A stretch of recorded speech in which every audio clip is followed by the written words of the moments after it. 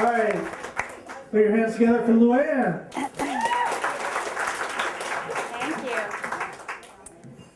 Before I had kids of my own, I spent a lot of my free time thinking judgmental thoughts about those of you who already had kids.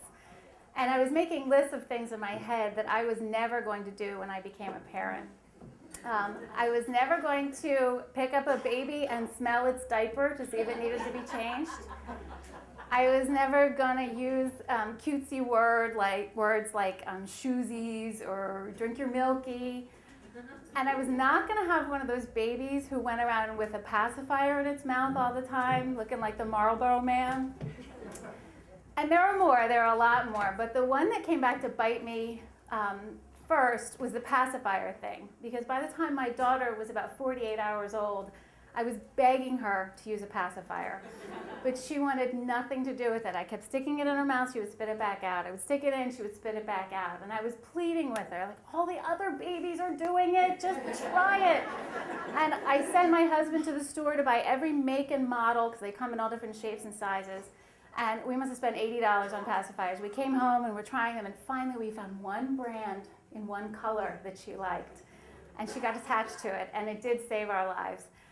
But I didn't want her to go around with it in her mouth all the time, so we had to lay down ground rules for the pacifier use.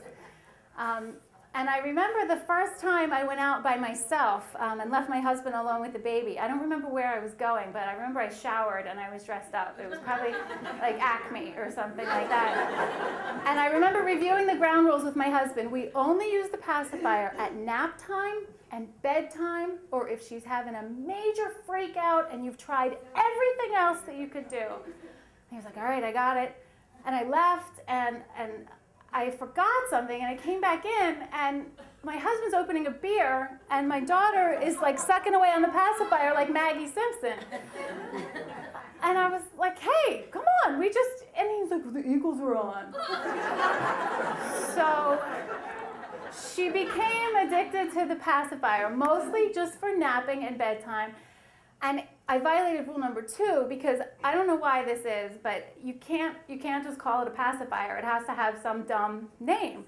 And most people call it a binky, but my husband has a cousin named Binky, so we couldn't call it that. So I cringe even saying this out loud, but it was a dada. We call it a dada.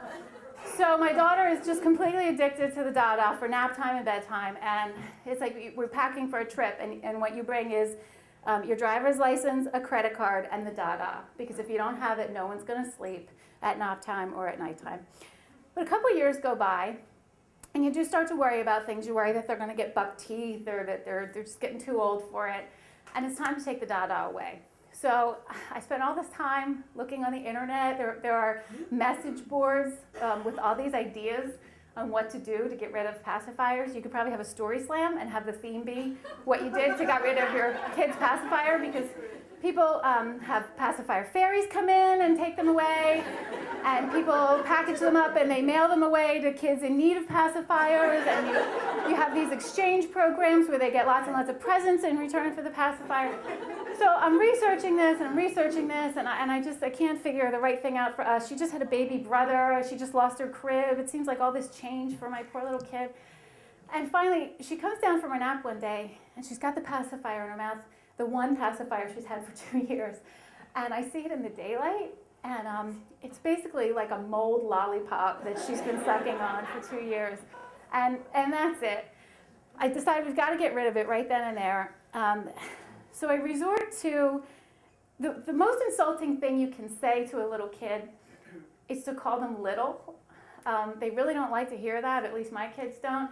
So in order to get her to do anything, I say like, well, you're big now, and little kids use those pacifiers, and you're big, so unless you want to be little, I would maybe throw that in the trash can.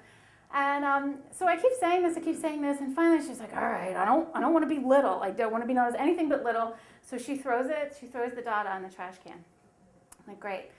So we go to bed that night, and we read a story, and we say a prayer, and then she says, where's my dada?